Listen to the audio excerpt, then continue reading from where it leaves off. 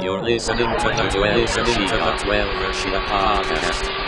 بسم الله الرحمن الرحيم الحمد لله والصلاة والسلام على رسول الله. Assalamu alaikum wa rahmatullahi wa barakatuh. Dear brothers and sisters, everyone listening. Inshallah, this is the first podcast in a very long time on 12share.net. From a very long time? What do you mean from a very long time? It's the first one ever, man. First one ever. I haven't been following the news for a while. Inshallah. So I have, mashallah, two beautiful brothers with me, and two wonderful brothers in the field of Tashayyu, and brother Hassan Shemrani and brother Farid Al-Bahraini. Can I say that? Yeah, sure. Khalas. Is that okay? Send them my address as well while you're at it. My address they have anyway. They know where to find me in Islam. And inshallah, we will be discussing a few things today. Inshallah, one of many to come, I hope. I think there's a big need for this. I think many people out there that follow the 12share.net, they would very much appreciate to hear from the main contributors. There's quite a bit to talk about. Right before we start off, we're talking about Azhar Nasser, I believe, and his little tweet. Isn't right, Hassan? Well, basically, what he wrote a little something. Brother, sorry to interrupt you. I think it's only fair to he's a nobody anyway, this Muammam. Yeah. But a little introduction who this Muammam is. Yeah, go for it.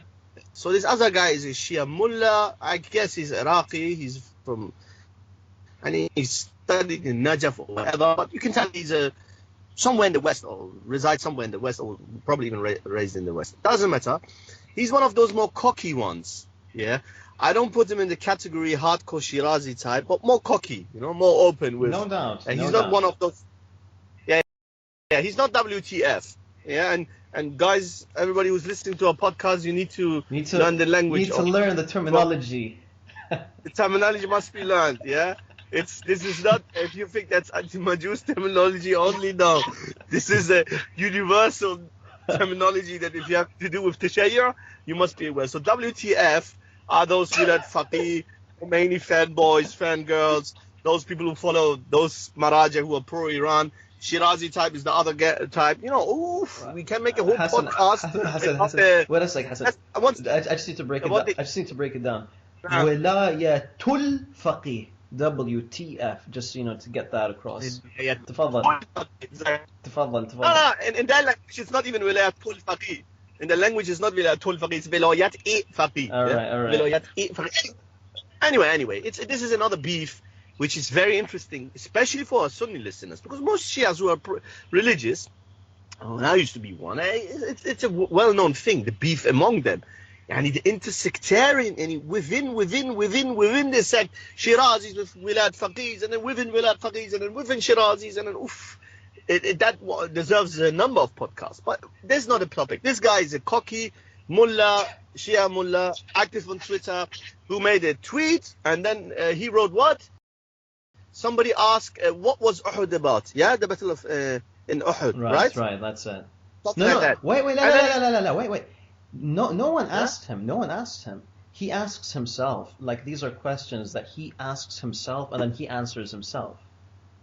So like, I'll phrase it. So he asked, what was the tweet before that, or the one before that, or something was, Sheikh, can you make istikhara for me?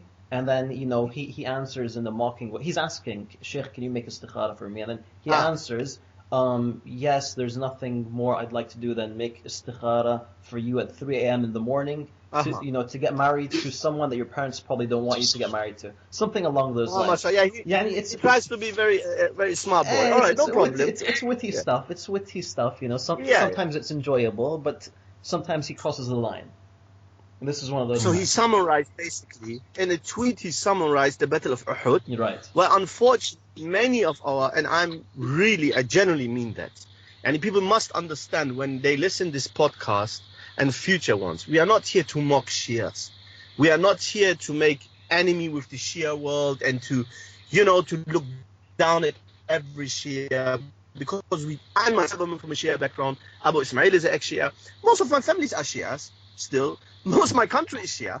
Our enemies are not Shia people, are not the layman people.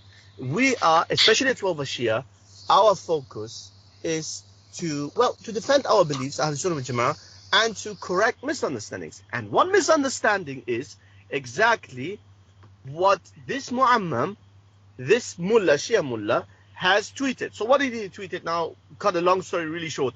He wrote, Uhud, the Battle of Uhud, famous battle, was about Ali being a warrior, superhero, and so on and so forth, and Umar being a coward, running away. Now, the Sunni listener here... Let's be professional about this. Let me read it out for you. Oh, you want to quote literally? Okay, I give it to you. We have to give... Yeah, it's his haqq, it's his haqq to, share his tweet, right? And Sure. Akid, give me a sec, it's right here. Okay, so he wrote... Okay, he wrote, Sheikh, can you summarize the Battle of Uhud? ? He wrote, Ali fought, Umar ran. The rest is footnotes. Mm-hmm. The rest is footnotes. The mentality, show for the mentality. And this is what I find shocking, all right? Right. What he said, him saying Umar ran, is not the craziest thing here. The craziest thing in this tweet is when he said the rest is footnotes. All right, so the Battle of Uhud, apart from Ali fighting, is footnotes. You see? Sandy. Most people, and I say, including Sunni brothers and sisters, my own brothers and sisters, would say, he's insulting Umar in this tweet. Of course he's insulting Umar. He's a Rafidi. And he's from the scholars. No, brothers and sisters. You know what the most shocking thing is? And I'm telling you this from an ex-Shia's mind. It is that everything to them is Ali. Ali is everything. The Battle of Uhud is about Ali. Islam is Ali. Everything is Ali.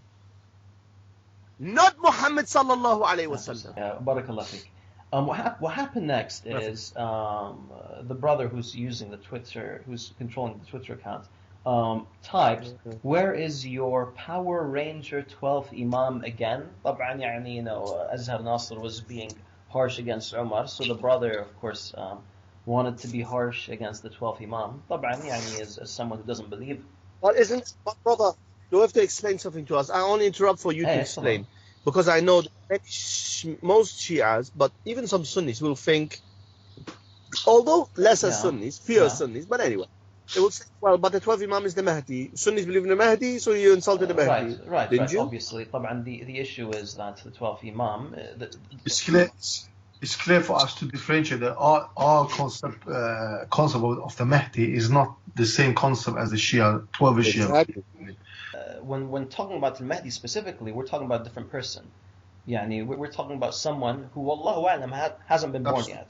And they're speaking about someone called Muhammad bin Hassan Al-Askari, who they believe was born, and who we don't accept as someone who was born. In any case, the brother who's quoting the Twitter account said, still hiding from the Abbasids, making fun of, the 12er concept of al-Mahdi. He's still hiding from the Abbasids. So if you're going to say Umar ran away, during a battle, then wouldn't the Shi'i Mahdi be more of a coward because he's still hiding away from an extinct empire? Of course, this tweet. That's a good point. This tweet got a lot of likes and retweets and whatnot. But what was shocking, what was strange, is that Azhar Nasser deleted his tweet when that happened, and that's something that I found strange. Of course, mashallah, the brother using the Twitter account was quick enough to take a screenshot and all that. So we have all that stuff on the Twitter account. He took it back because, first of all, probably was advised, hey man, you're Sheikh, you're Muammam, you wear the turban,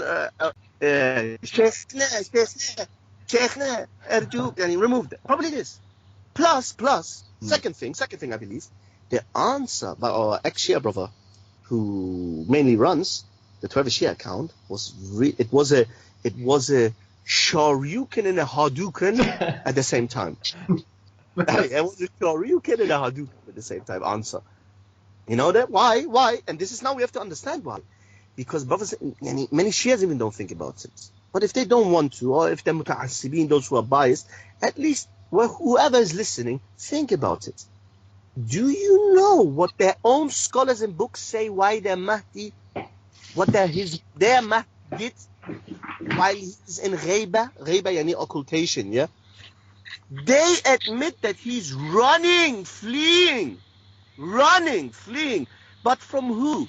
From whom? From a bunch of alcoholic, mortal, useless, and this is the description the Shias give for all caliphs other than their imams. From a bunch of alcoholic, useless, Bani Abbasi caliphs. So can you imagine? This is called sitting in a glass house. I give you just one source, just one. Kitab al-Ghayba by At-Tusi. So he says, فصل في ذكر العلة المانعة لصاحب الأمر عجل الله تعالى فرجه وانشره. Yeah. So it is Zuhur. At-Tusi made the whole chapter, him mentioning the real reason why the 12th Imam is hiding. Now check this out. Azhar Nasser and Co. لا علة تمنع من ظهوره إلا لا علة تمنع من ظهوره إلا خوفه يا أزهر ناصر. ها؟ بابك الخائف الغائب المسرب هذا هو إمامك. I translate quickly. So لا علة تمنع من ظهوره إلا خوفه على نفسه من القتل. He says, no reason, لا علة, there's no reason why the 12th Imam is hiding except that he is afraid for his life. So if you're sitting in a glass house and your 12th Imam is running for his life because he's scared to be killed, then how can you have the audacity to just, wallah, if I would just shut up because the evil Wahhabis, Bakris, Nasiris going to come and pull this out. How can you come then and attack Sayyidina Umar radiallahu anhu? You're right. What runs away from a I want to point out, I think we should move on to the next point. Yeah, we've really overkilled this one. I briefly want to mention that on that exact same tweet, we've actually linked to there are actually 2 articles on our website refuting the allegation that Umar ran away from Uhud. We also, I believe, linked to a very brief portion that also refutes a Shia argument that says that Umar never killed anyone in battle, which is also incorrect. Umar killed his uncle in the Battle of Badr. Just something I just wanted to mention really quickly. In any case, I want to move on. I want to discuss a point or an issue that's a lot more important to me, at least, and I think a lot of people are really curious about this. What happened between you, Hassan, and Allahyari? You want to know this? Wallahi, I try really to keep it short. So basically, I have to recall the thing myself. So what happened? So this guy, every once in a while, he challenges random people, everybody in the world, right?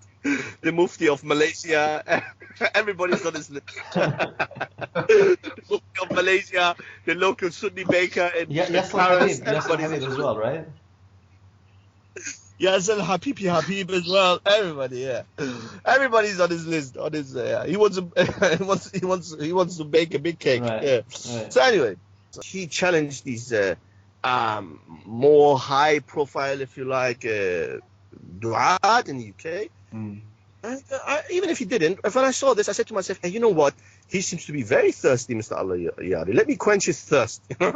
So I said to myself, I went to a park with some brothers, recorded a video. I said, hey, listen, I'm going to debate you, Mr. Allahyari. However, and this is what you need to know, dear listeners. I worked at the Sunni Persian TV channel. This guy is such a clown in the literal sense. Wallahi, we were on live show. Sheikh Abu Muntasir Balushi, Iranian Sunni Sheikh, in our studio. He was live on air, on our TV channel. And then Allahyari, later on, when our show was, for example, finished, I watched sometimes Allahyari show, and he said, now we are going to call Mullazadeh and Abu Muntasir Balushi, Iranian show, debate him. Let's see if he picks up. Yeah, and then it's not even on. And then he says, you see the viewers? They're not picking up. They're scared. So ever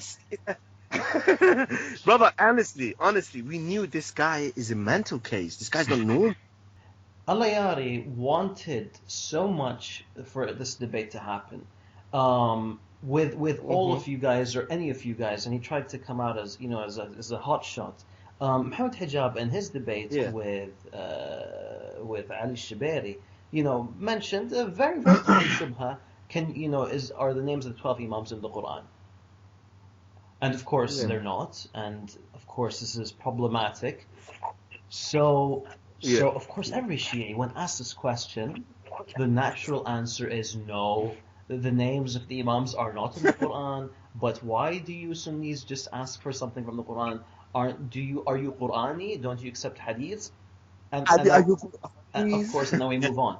However, Allahyari said was, I accept to debate the names of the Imams from the Quran, and I want to, and I'm going to be by myself alone, and I'm going to debate a panel which consists of Muhammad Hijab, Adnan Rashid, any of the people you want, yes. Especially he's like, I want to type on one debate, and he mentioned you, Hassan, as well, and then he was shocked when you accepted. Tafadhal. Not just him. His own people were shocked. That was the last thing. Just quickly, because I said that I know him I know he has a show and stuff since 2011.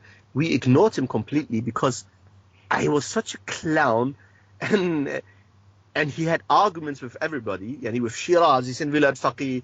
He called the Sistani not knowledgeable, the Maraji. So we said, if we debate this guy, tomorrow they're going to say, hey, this guy claims to be the super marja, he insults other marjas, so why he doesn't represent us? Right. So we ignored him anyway. But when I saw that he now starts more and more in English, and then when I saw that he said, 12 Imam you want from the Quran? I give you 12 Imam of the Quran. Come, let's debate. Next happened, I made the proper video. I took that bit where he literally says, and if you want a series of debates he wanted. My only shart was, I had one shart. I knew that there is a high chance that he will reject it. Nonetheless, I thought to myself that probably there is, even if this chance is small, better than nothing. Maybe he will accept, because I wanted him, because even some Sunnis didn't understand, although most did understand, alhamdulillah. But many of his extreme followers, they acted silly and said, hey, what's the problem? Don't you know that there's Skype? Right now we are all doing Skype, yeah, brothers? Why does he need to be here? Well, it's different, isn't it? When he sits in his comfort zone, all his books around, all his laptop around it, and I'm sitting in front of the audience. He's got his laptop. He's got his laptop. He can cut off the line. He could, with technical difficulties, he can speak over you. He can mute you. This is a debate. You have to be face to face. Which is exactly what happened as well. Exactly. Well, even someone might argue, all right, okay, you can sit in your comfort zone as well. You can sit in your room with your laptop. But that's the whole point. I didn't want it. No. I wanted to be the first person that managed. It's wrong. You can't have two people both Googling answers. Well, imagine the debate with two people Googling answers. It's just wrong. So I wanted to be the first person who manages to get this guy out of his comfort zone, and we sit in front of the people. And then let's see what our Allahyari is. However, he rejected it. Now, and then his fanboys started to say, oh, Hassan Shemrani puts impossible conditions so that he run. No, I didn't. If I wanted to look for an excuse, once he rejected that condition, I could just say, okay, don't forget about it. And in fact, Brother Farid told me, don't debate him because he rejected that. I was the one who said, you know what? I knew there's a high chance that he will reject. But I wanted to give it a try. Maybe he would accept it. So I was nice enough and fair enough, even with him rejecting one shart, although he said in the video, Brother Farid did mention it, I think, or he didn't. Anyway, he said in his challenge video, where he challenges us, he said, with whatever condition, I'm ready. Right. So even one condition of us, come to Europe, Mr. who's running a satellite channel on numerous frequencies. You know how expensive it is? Tens of thousands of dollars monthly. Tens of. So this man has money. It doesn't matter if it's not his own money. Yeah, Allah knows how much he takes from that donation money, but somebody asked him, why is your eye red? And you look, one eye looks to the left or to the right? And then he said, my son had butted me.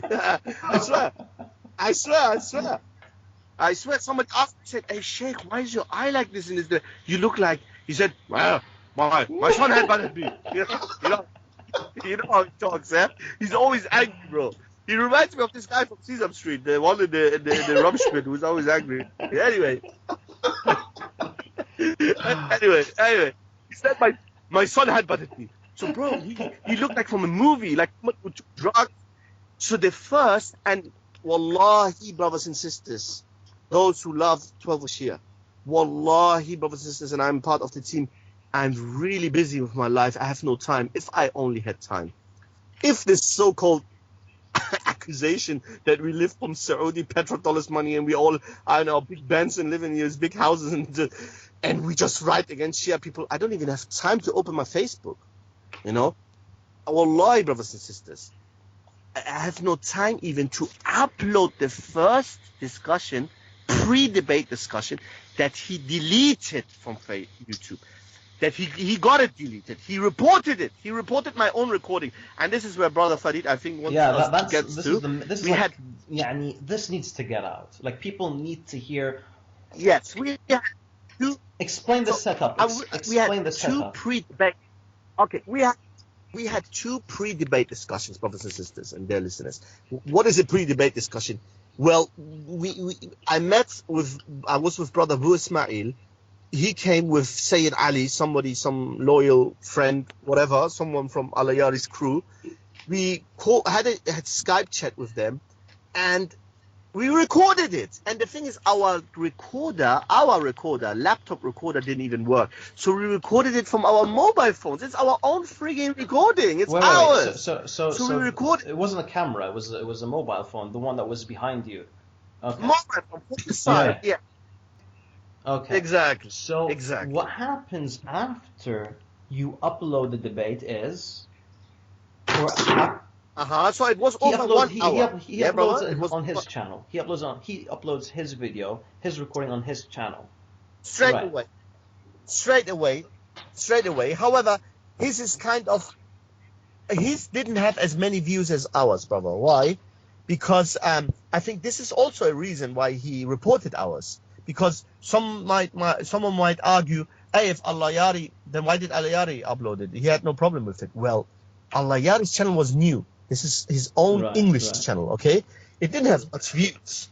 And it was boring because it's only his freaking face there, you know? And whereas our fresh new channel, 12 Shia channel, and it was like, you know, the camera was holding from the side, I was talking, and brother, the video was first on his channel, but with few views. Then it was then after 2 days, you see, after 2 days, it was on our channel, we uploaded ours. Ours got way more, it had, I think, 3,000-4,000 clicks, double or 3 times more clicks than his. When he realized this, he reported our video as copyright. He reported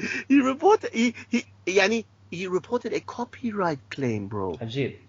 Copyright on my own recording. So, akhi, billahi alayk, whatever your religion is, if you're Shia, even if you, in fact, even if you're the own brother and sister of Allahyari and you believe everything he says is normally true, in that case, you must be just. Allah is just. Islam is just. Ahlul Bayt alayhim as-salam were just. Rasulullah sallallahu alayhi wa sallam was just. Okay, how can anybody, and here I side even with Shias. In fact, I side with Yasir Habib here, brother. I say, if Yasir Habib comes to me on the street and says, why should I debate Allahyari? He's a nutter. This is one incident where I will shake Habib's hand and say, well, you're right. I have to agree, you're right. This because, hey, Mr. Habib, this guy removed my own freaking video under copyright. And by the way, people who don't know how YouTube works, not everybody can just complain, you know, and take your video down and claim just easily copyright. However, and you can do your research and find it out, if you are a company, or if you have any sort of organization there are some special rights you get on YouTube. Why? Because YouTube doesn't want to have the headache with all these companies and lawsuits. So if you're a company, it's much easier for you to get things removed. I'm not saying it's just every company can get anything removed, but it's much easier. And the proof is here, brothers and sisters. My own recording from my mobile phone. Yeah. There was this controversy a couple of weeks ago, I think. It was Jimmy Kimmel uploaded some stuff, I think, about some disaster in the United States, and then I think Casey Neistat uploaded something similar, and like his video got taken down by YouTube. And طبعا Jimmy Kimmel, he has his own TV show, so it wasn't taken down. I did my research, and it's very clear if anybody can do the research, especially those who are into YouTube. It's good to know, brothers and sisters. Find that out. If a company wants to get something down from you, Allahyari has a company, by the way. Yes, Ahl Bayt TV. Ahl Bayt TV, you know, and he has a lawyer in Ahl Bayt TV in San Diego there. So Ahl Bayt TV, yeah, they put forward a copyright claim on my freaking recording. And they took it down. And our 12-hour Shia account, the brothers are running it, and so on. So he said, hey, and you fix this issue. You can't. YouTube rejected it. So yeah, no. And then I read that any company they have special rights, extra rights. Now let's get to the juicy bit. This is the most juicy bit. All right. On Monday, the 7th of August, 2017, 11:29 p.m. All right, the 12 Shia email received this copyright infringement lawsuit against the Sunni Defense, which is the name of the channel. All right. Okay. Hi, Sayyid Hassan. I am writing to let you know that it looks like Ahl-e-Bayt TV Inc. filed a copyright infringement lawsuit against the Sunni Defense in California federal court. The case number is 3:17 CV01. My name is Dan, blah, blah, blah. I am the founder and CEO of blah, blah, blah. My team and I can help you deal with this situation, as we often defend companies just like yours. Our primary goal is to get you out of the lawsuit as quickly as possible. If this lawsuit is a concern to you and you want to get out, we should chat. I can explain your legal options. To make scheduling a call easier, you can pick a time on my calendar or call me anytime today directly on my cell, blah, blah, blah, blah, blah. And yeah. So the guy... يعني شوف what a scumbag. يا أخي, what a scumbag. The guy takes your video down, and then he friggin opens a file against you in the California courts. Remember, he still was going to debate the names of the 12 Imams in the Quran. However, his condition, out of nowhere, he had this new condition, which is, I will debate you on this topic if you agree to debate me on the Sunni view of the Quran. Is the Quran intact or not? Exactly. Yes, he changed it. Basically, everybody can check. That video is still on. Yeah, it's on our channel. The pre-debate. The short. The challenging video of Allahyari is still on, where he challenges that bit. Oh. So there, it's very clear. It says 12 Imams, no problem. Right. Series of debates. So in the first debate, discussion, brothers and sisters, we discussed he behaved really bad, but then he changed everything slightly. Why? Because he said, well, I said a series of debates. Yeah, I said to him, oh, no problem. I'm not running away from you. We can have a series of debates, but first prove yourself. Behave civil in a pre-debate discussion in one debate, and then we will see. No, you have to accept now 10 debates. And each could be 4 hours. So can we debate now 12 Imams to the Quran? What do you mean? Yes, of course we can. I'm not scared, he said. We can debate the 12 Imams from the Quran. However, Mr. Shemrani said, we have to... That's pretty good. However, Mr. Shemrani, we can debate 12 Imams from the Quran. However, first must establish the union Sahabas. Do you Sahabas believe in the Quran? once you prove that you and your Sahabas believe in the Quran, then we can discuss the belief in the 12 Imams. Salamullah alayhim. So, all right.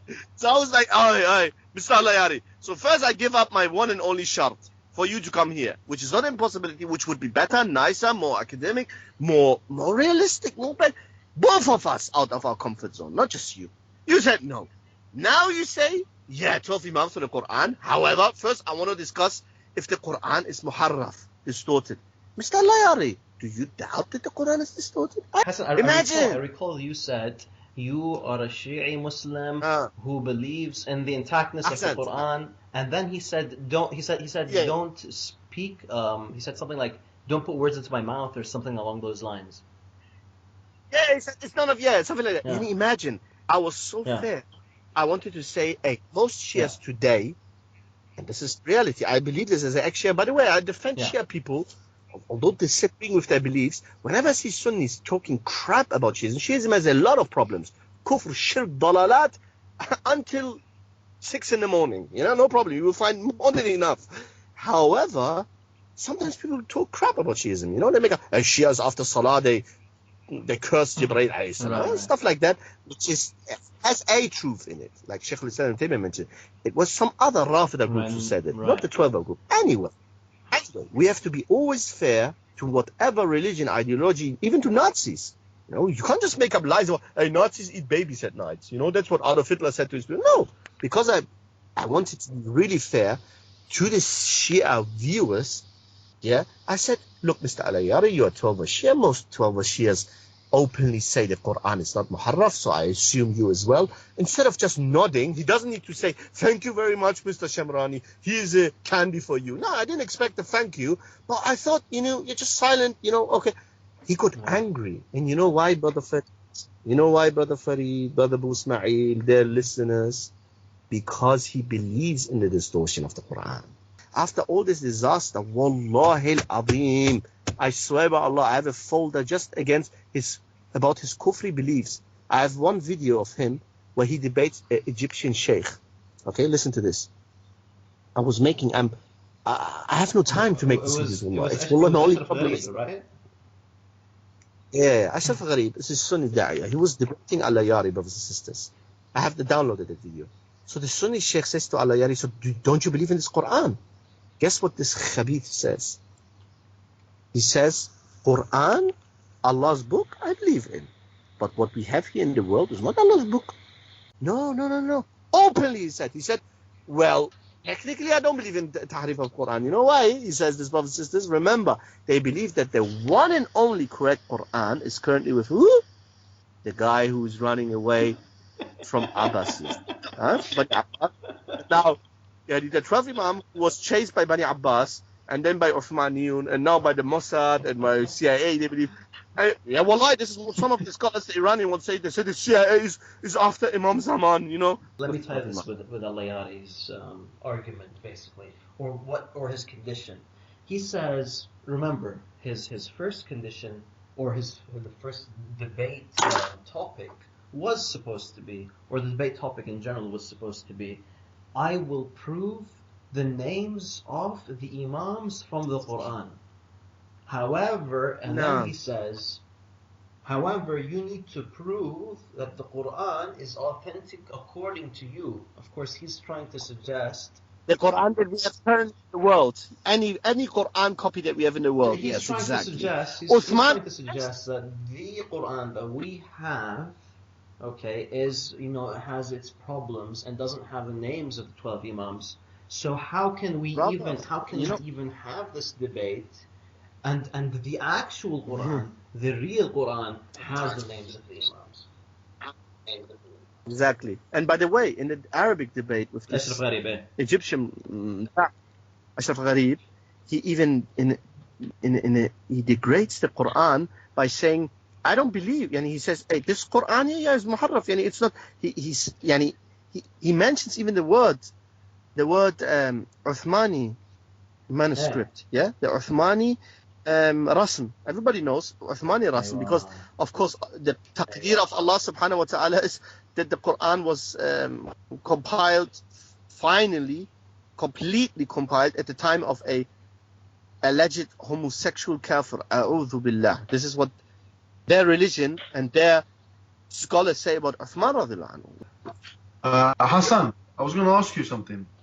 Obviously, you know, this stuff with Allahyari and everything is in the past, and obviously you've done a challenge towards Amman Naqshbani as well, and as expected, there was no reply back for him. So what do you think about yourself? I mean, obviously some people would like to know about, you know, what's your plans for the future? I mean, do you think there's anyone out there that you would like to kind of get to, you know, come down and, you know, refute and debate, or what do you think? Well, Akhi, I was told that the Shuberi guy is not he's not interested in debating me. The other short guy who debated Brother Muhammad Hijab in the park, the Iraqi guy, about Imama, apparently he wasn't interested as well. Shout out to my brother Muhammad Hijab. That's not even his field, but he's, I even told one of the guys from Rafida.org that the day Muhammad Hijab debated Shuberi, it's not Muhammad Hijab's field at all.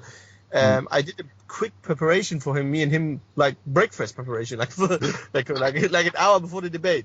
So I said, hey, this guy that we sent on you, that was like he was prepared before breakfast. He never ever was it, and this is how he dealt with you. Well, listen, I think for next time, we should discuss a topic that most people, because most people listening are lay people, you understand? I mean, they don't follow this Twitter stuff and other people. Discuss the things like, you know, the thing that Tahrif, like you were talking about, is good. You understand? Other things, like other beliefs. Farid likes controversial stuff. He wanted this. Yeah, I know. He wanted this Allahyari. It's good. It's good. If anything I said was disrespectful or hurted the likes of Allahyari and his fanboys and fern girls, then I want you to know that was intended. That was intended.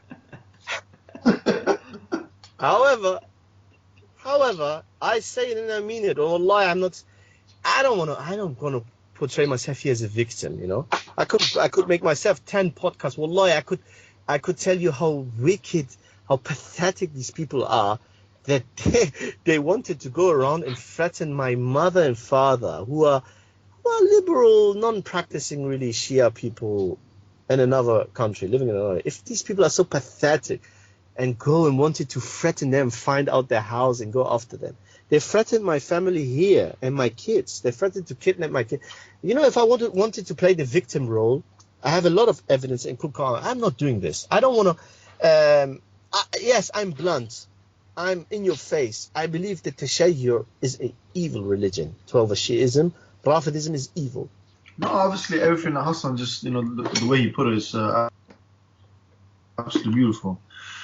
Is that Tashayyur is a false belief, which is in its essence very evil, and unfortunately most Shias of today are just a victim of it. And you know, the stuff that obviously that we know as Shias and people that kind of look into this deeply is that, you know, it's upon us to kind of convey the message to them and try to obviously convey to them as best as we can. And sometimes, you know, with some people you have to be harsh. Unfortunately, that's the only way it works for some people. Some people you have to be kind of very patient and gentle. So inshallah, you know, I hope, brothers, that we can do this again. You know, inshallah, discuss topics which is very relevant, that most people, Sunnis especially, like, for example, Abdullah bin Saba needs to be looked at. We need to look at the Imamat and address some of these like typical Rafidi shubahat, but you know, like Jazakallah khairan. سبحانك اللهم وبحمدك نشهد أن لا إله إلا أنت نستغفرك ونتوب إليك.